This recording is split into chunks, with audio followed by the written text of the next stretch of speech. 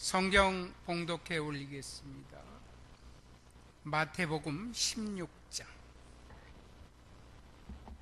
16절에서 21절 말씀입니다.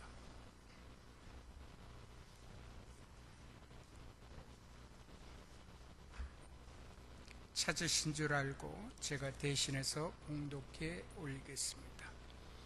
시몬 베드로가 대답하여 이르되 주는 그리스도시요 살아계신 하나님의 아들이시니이다. 예수께서 대답하여 이르시되 바요나 시몬아 내가 복이 있도다. 이를 내게 알게 한 이는 혈육이 아니요 하늘에 계신 내 아버지시라. 또 내가 네게 이르노니 너는 베드로라. 내가 이 반석 위에 내 교회를 세우리니 음부의 권세가 이기지 못하리라. 내가 천국 열쇠를 네게 주리니 네가 땅에서 무엇이든지 매면 하늘에서도 매일 것이요 네가 땅에서 무엇이든지 풀면 하늘에서도 풀리리라 하시고, 이에 제자들에게 경고하사 자기가 그리스도이신 것을 아무에게도 이르지 말라 하시니라.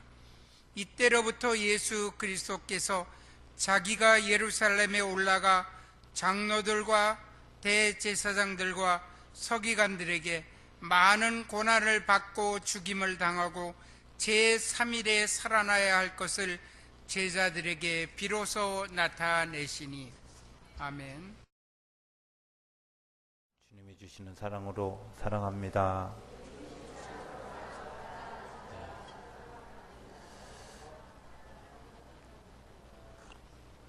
오늘 두 번째 인사는 좀 바꾸겠습니다. 내 따뜻함을 당신에게 드립니다.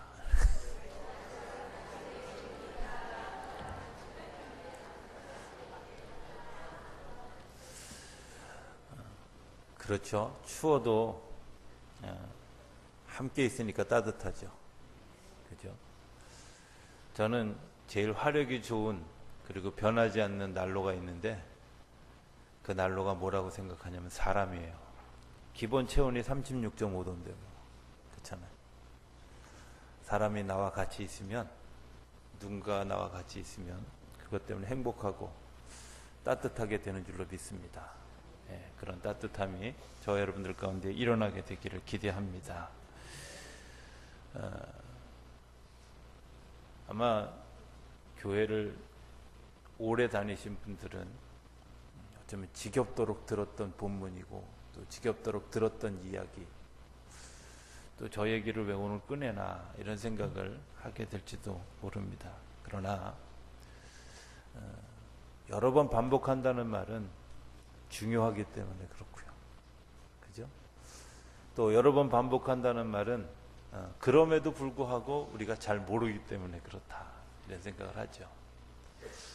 아이들이 그런 얘기 하잖아요. 아유, 엄마의 또 저 잔소리. 이렇게 얘기하는 잔소리는 사실은 많이 들었다는 얘기이기도 하고, 엄마의 입장에 생각해 보면 굉장히 중요한 얘기이기도 하고 시급한 얘기이기도 하기 때문에 그렇습니다. 안다. 누가 누구를 안다. 우리가 이제 뭐 이런 분들이 있어요. 별로 저 유명하지도 않은데 사람들이 아유, 그 이성용 그 목사님 알아, 이렇게 얘기하는 분들이 꽤 여럿 있대요. 근데 그분 잘 아신다며요, 이렇게 저한테 물어보는데, 문제는 제가 그분을 잘 모른다는 거예요. 도대체 아는 걸 어떻게 아는 거야, 이런 생각을 하게 될 때가 있죠. 그런 경험을 제가 하니까 예를 들어서 누가 저에게 그분 아세요? 이렇게 물어보면 제가 구분해서 얘기해요. 제가 성함은 잘 알고요. 그 다음에 두 번째는 제가 그분을 알긴 아는데 많이 이야기해 본 적은 없고요.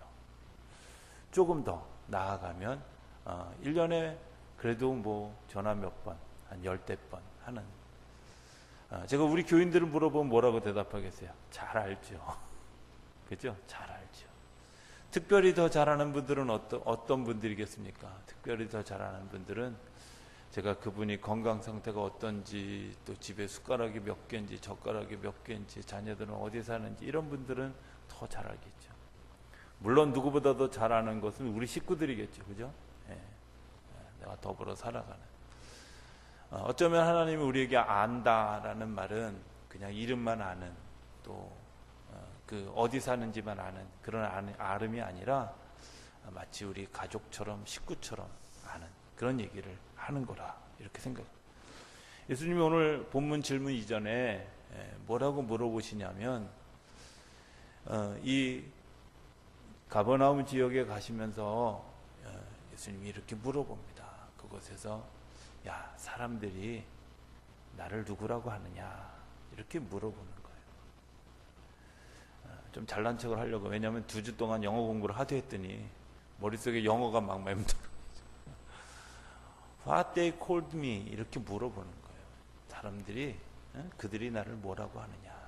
근데 제가 이런 그 구절을 이렇게 딱 질문하면서 무슨 생각이 들었냐면, 제가 어려서 처음 이 본문을 가지고 우리 교회학교 선생님이 가르쳐 줄 때 이렇게 대답을 했어요. 야, 너희들 예수님을 고백할 때 주는 그리스도시여 살아계신 하나님의 아들입니다, 이렇게 고백해야 돼. 이렇게 배웠어요. 그래가지고 그냥 그 고백만 내가 하면 구원받는 줄 알고 얼마나 오랫동안 그 고백을.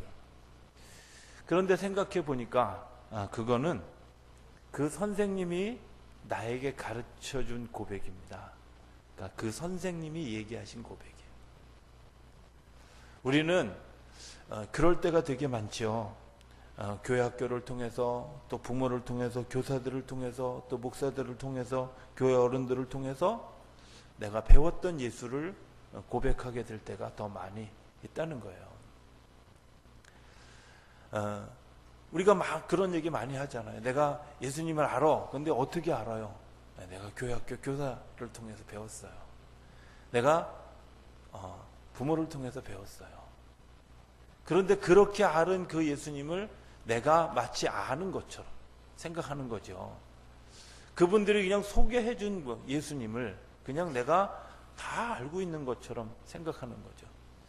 신학대학에 들어가서 제가 조금 그냥 모르는 얘기 해도 저게 그냥 사람 이름인가 보다, 이렇게 시골에서 얘기하면 저게 농약 이름인가 보다, 이렇게 생각하는 분들이 있을 것 같아요. 근데 어쨌든 사람 이름에 펄틸리, 불트만, 칼발트, 이런 사람들이 얘기한 예수님을 우리가 소개는 받았어요. 그런데 중요한 건 뭐냐면 그 소개받은 예수님이 진짜냐 가짜냐, 이건 잘 몰라요.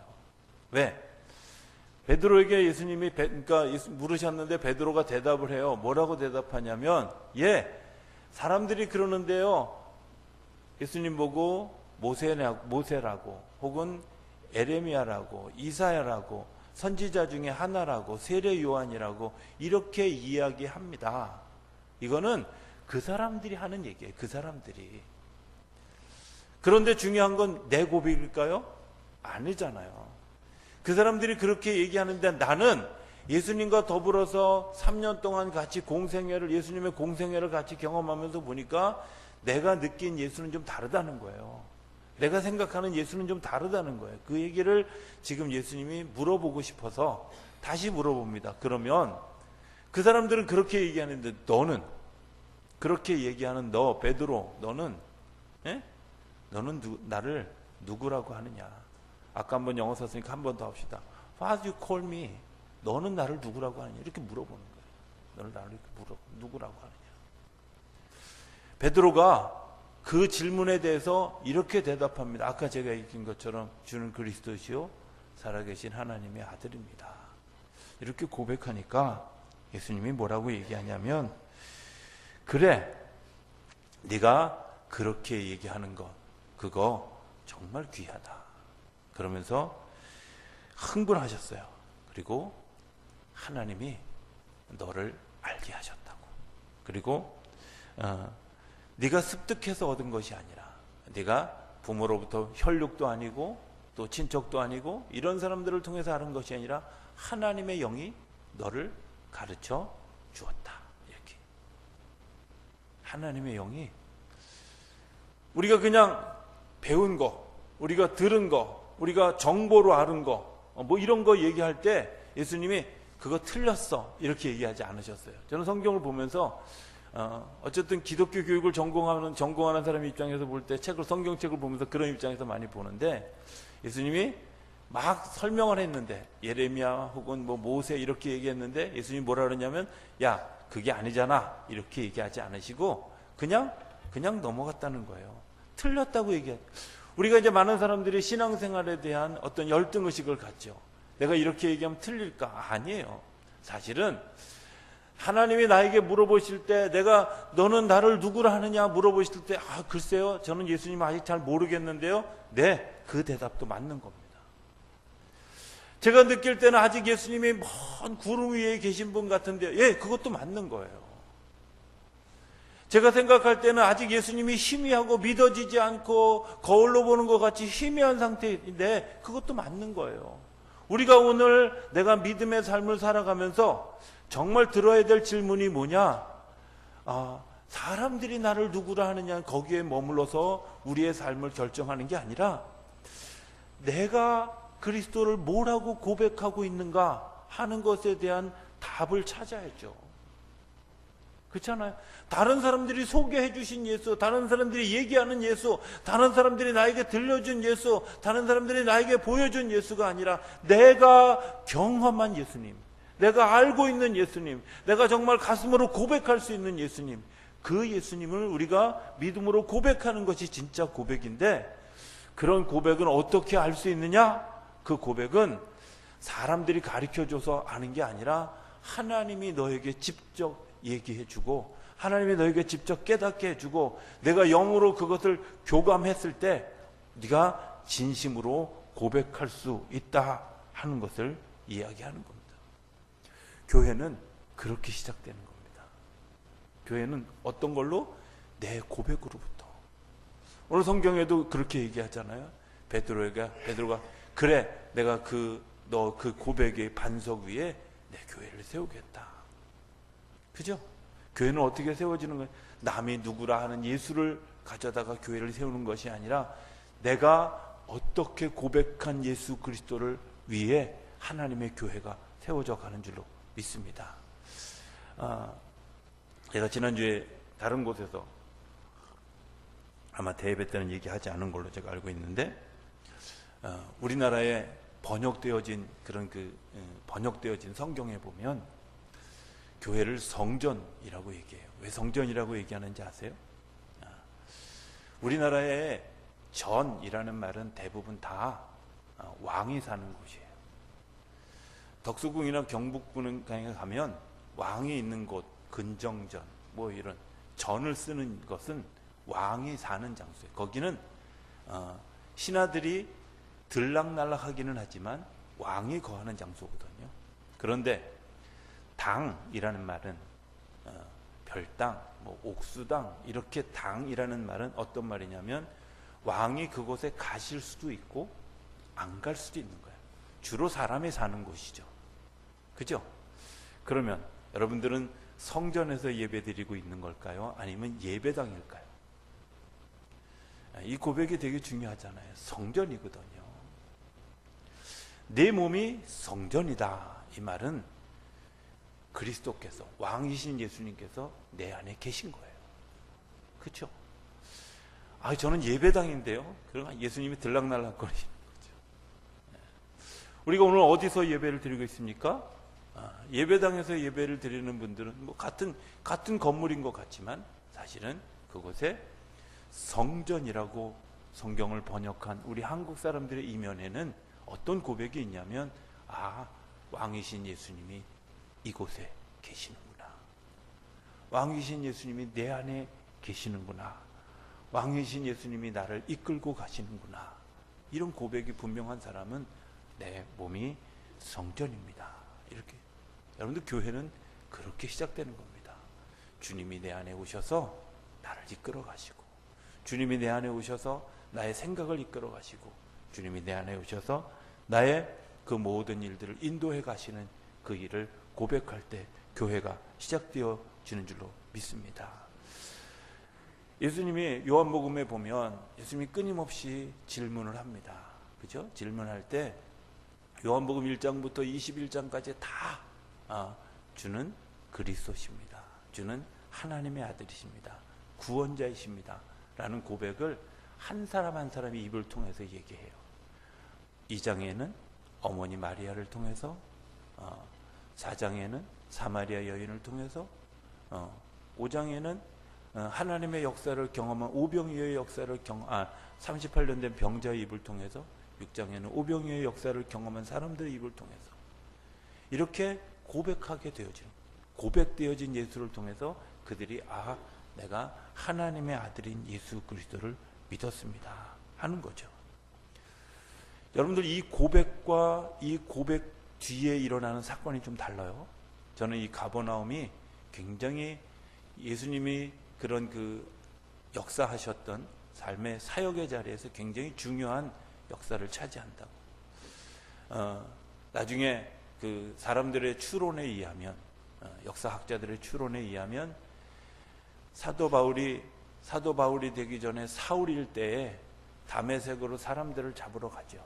그런데 다메섹으로 사람들을 잡으러 가는데 어디서부터 시작했어요? 예루살렘에서부터 다메섹으로 가는 길에, 그 길이 다메섹이 북쪽에 있거든요. 그 다메섹 북쪽으로 가면서 가는 길에서 예수님을 만났다 이렇게 얘기하는데, 역사학자들의 추론에 의하면 가버나움이 아마 그 하나님을 만난 장소가 아닐까, 그래서 믿음의 고백이 세워진 장소가 아닐까 이렇게 이야기합니다. 성령님과 연결되어지는 거죠. 영적인 사건이 일어난 겁니다. 저는 이런 질문을 해봅니다. 지금 교회를 이끌고 가는 게 도대체 뭘까? 교회를 이끌고 가는 게, 답은 다 알아요, 그죠? 성령님이십니다. 그런데 가끔은 교회를 이끌고 가는 게 뭘까? 교회, 교리, 사람, 혹은 법, 이런 것들이 교회를 이끌고 가는 주체가 되는 그런 일들을 보게 되죠. 그죠? 그 사람이 교회를 이끌고 가고 있어. 여러분들 그렇습니까? 교리가 교회를 이끌고 가고 있다. 그렇습니까? 법이 교회를 이끌고 가고 있습니까? 저는 가끔 목회하면서 방향을 잃어버리고 때로는 핵심을 잃어버리는 그런 신앙생활을 하고 있는 저의 모습과 성도들의 모습을 보게 돼요. 여러분들, 교회를 이끌어가는 주체는 성령님이십니다. 그 성령님이 여러분들의 안에 임재하시면서 여러분들에게 그분은 하나님의 아들이십니다, 구원자이십니다 고백하게 하는 줄로 믿습니다. 이 고백은 성령님이 우리에게 가르쳐 주셔서 고백하게 하시는 거예요. 그런데 제가 오늘 굳이 한 패러그래프가 끝났는데 다음 패러그래프를 시작되어진 21절을 본문 가운데 집어넣은 이유는 거기에 굉장히 중요한 두 단어가 나옵니다. 뭐냐? 이때로부터 라는 말과 거의 끝날 때 제자들에게 비로소 나타내시니. 뭐가? 여러분들 보세요. 이때로부터, 지금 이전까지는 한 번도 예수님이 내가 십자가에서 죽을 거다, 그리고 다시 부활할 거다, 그리고 그것 때문에 너희가 구원을 받을 것이다, 이런 얘기 한 적이 없어요. 다시 얘기하면 십자가 얘기를 하신 적이 없었어요. 언제까지?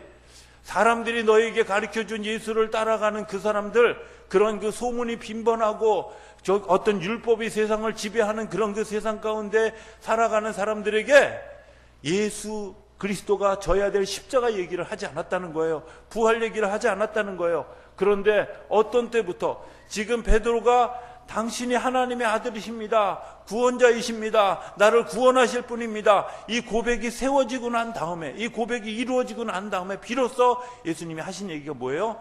내가 십자가를 질 거다, 내가 죽을 거다, 내가 부활할 거다. 여러분들, 우리가 신앙생활하면서 왜 십자가가 이해 안 가고, 왜 부활이 이해 안 가고, 왜 그것이 내 가슴에 와닿지 않을까? 내가 알고 있는, 내가 고백하고 있는, 내가 믿음으로 고백하고 있는 그리스도가 충분하지 않기 때문에 그런 겁니다. 목사님들이, 교인들이 제일 싫어하는 목사님들의 설교 가운데 하나가 헌금 얘기라고. 그죠? 왜 헌금 얘기를 싫어할까? 저는 헌금 얘기를 교인들이 싫어해서 안 하는 것이 아니라, 저는 그렇게 생각합니다.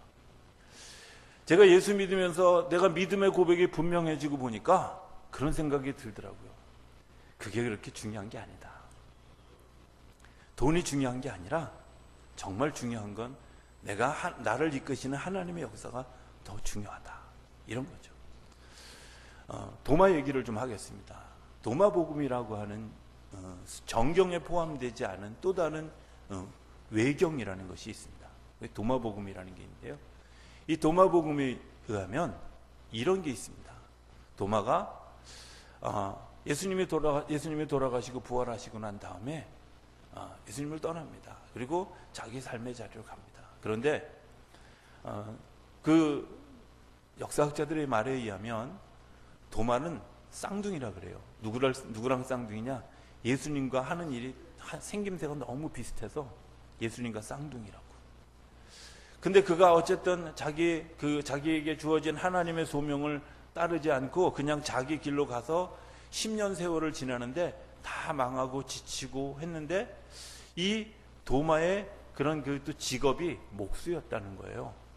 그런데 이제 다 자기 삶이 지치니까 사람들이 이제 그 직업 속에서 와서 왜 사람들이 이렇게 차출해 가는데, 그때 이 인도 쪽에 있는 상인들이, 인도 쪽에 있는 사람들이 왕궁을 짓기 위해서 이 땅에 와서 목수들을 이렇게 선택하고 그 사람들을 데려가려고 상인들이 왔어요. 근데 그 상인들이 와서 그 사람들을 찾는데 그 상인에게 성령님이 임하신 거예요. 그리고 저 사람 목수다. 저 사람을 데려다 너희 왕궁을 짓게 해라. 그러니까 저 사람입니까? 그리고 그 도마를 찾아가서 이야기합니다. 그런데 그 밤에 이 상인에게도 임했던 성령님이 도마에게 다시 임한 거예요. 그리고 도마에게 내가 가서 그 사람에게 선택되어졌을 때 따라가라. 그리고 그곳에서 왕궁을 지어라. 자기가 동방으로 가야 되는 그런 그 믿음의 사명이 있고 선교의 사명이 있는데, 도마가 그 일들을 포기하고 10년 세월을 살다가 하나님이 나를 그렇게 부르시면, 저렇게 선택하시면 내가 따라가겠습니다 하고 결정하고 했는데, 그 다음날 아침에 그 사람들과 만났고 결국 인도로 가게 되어졌습니다. 인도로 가게 되어졌는데, 소문난 목수인 것을 아는 왕궁의 그 왕이 자기 창고를 비워주면서 이렇게 얘기합니다. 정말 내가 거할 아주 좋은 왕궁을 지어라 하니까, 네, 알겠습니다. 그리고 그 창고에서 보물을 다 해가지고 가난한 사람들에게 다 나눠주고 왕궁을 안 짓는 거야. 1년쯤 지났는데 이야기합니다. 왕궁이 지어져 가고 있습니다. 그러면서도 여전히 창고는 열어줬는데 그 창고에 있는 것들을 가난한 사람들에게 다 나눠주는 거예요. 2년이 지났습니다. 또 물어봅니다. 왕궁이 네, 거의 다 지어져 갑니다. 그런데 왕의 동생이 이 도마의 비리를 알았어요. 그리고 왕에게 이야기를 했어요. 왕이 막 대로하죠. 그리고 도마가 옥에 갇혔어요. 그런데 그렇게 왕에게 고발했던 왕의 동생이 죽어서, 도마복음에 나와 있는 얘기 지금 하는 거예요. 옛날 얘기하는 게 아니라, 죽어서 하늘나라에 갔는데 거기에 보니까 정말 놀라운 집 하나가 있는데, 그 집이 누구의 집이냐고 물어보니까 너희 형의 집이라고 얘기하니까, 아니 우리 형이 뭘 했길래? 그 창고를 열어서 도마라는 사람이 지은 집은 땅 위에 있는 왕궁이 아니라 하늘에 있는 왕궁을 짓고 있는 거라고. 하늘에 있는 왕궁. 그래서 그 동생이 간청을 합니다. 내가 돌아가서 형에게 이 사실을 이야기하고 저 도마라는 사람을 살려야 됩니다 하고 간청해서 다시 자리로 돌아와 형에게 이야기하는 거예요. 형, 그 사람이 지은 그 왕궁은 이 땅의 왕궁이 아니라 하늘 아래. 뭐 했는데? 자기의 창고를 열어서 가난한 사람들에게 나누어준 그 일이 하늘의 왕궁을 지었다. 그래서 그때부터 사람들이 예수를 믿기 시작하고 예수의 고백이 세워진 그런 그 고백의 역사가 그 페르시아를 통해서 인도에 복음이 전해지는 계기가 되어졌다. 여러분들 그렇지 않습니까? 내가 내 재물을 어떻게 사용하느냐? 여러분들 하늘나라에 하늘의 왕궁을 지어 가고 있는 줄로 믿습니다. 그게 우리가 져야 될 십자가라고 하면 십자가죠. 그죠? 예수님은 그 십자가를 지고 당신의 목숨을 버리시고, 그리고 그것 때문에 우리의 삶을 새롭게 세워. 또 다른 십자가가 있죠. 그것은 사도 바울이 졌던 십자가죠. 사도 바울이 자기가 원하지도 않았는데, 그쪽은 원하지도 않는데 로마에 가기를 원하는데, 로마에 가는 마음을 뭐라 그래요? 로마서 1장에 보면 내가 빚진 자다, 빚진 마음으로 로마에 가서 복음을 전해야 된다. 나중에 사도행전 끝에쯤 가면 뭐라 그러냐면, 내가 로마를 지나서 서바나까지, 지금의 스페인까지 내가 가야 될 것이다. 그가 거기 가지 않아도 돼요. 자기 직업을 다 가지고 그냥 살아도 돼요. 그런데 굳이나 그것을 져야 되는 것을 자기는 뭐라고 표현했느냐? 내가 날마다 죽노라, 날마다 십자가를 지노라. 여러분, 그게 십자가입니다. 카타콤에 살았던 사람들의 십자가 하나를 좀 소개하기 원합니다. 화면 좀 띄워주세요. 네, 카타콤에서 발견된 십자가입니다. 잘 보이는지 모르지만 저 십자가 이렇게 가운데 틀 옆에 물고기 2마리가 있습니다. 그죠? 보이시나요? 네, 물고기 2마리가 있는데, 물고기 2마리가 다른가요? 다른가요? 네, 달라요. 역시 눈이 안 좋으실 것 같아요. 제가 다른 거 다 표현하냐고. 한쪽은 뭐가 있어요? 네, 비늘이 있고 한쪽은 비늘이 없어요. 여러분들 저게 뭘 상징하는 걸 것 같아요? 네, 쉽게 표현하면 유대인과 이방인을 상징하는 거예요. 유대인들은 비늘이 있는 고기를 먹지 않아요. 유대인과 이방인들, 정말 놀라운 것은 지금도 유대인들의 그 완고함이 대단하잖아요. 그죠? 우리만 선택받은 선민이다, 선택받은 사람이다, 이 의식이 너무 강한데, 저 십자가가 의미하는 것은 뭐냐면 이방인들과 유대인들이 하나가 되어지는, 연합되어지는, 그래서 하나님의 영광을 드러내는 삶을 살아야 된다 하는 것이 그들이 숨어 살았던 카타콤에서 나온 십자가의 모형이에요. 저들이 십자가를 지는데, 십자가를 지는 건 뭐냐?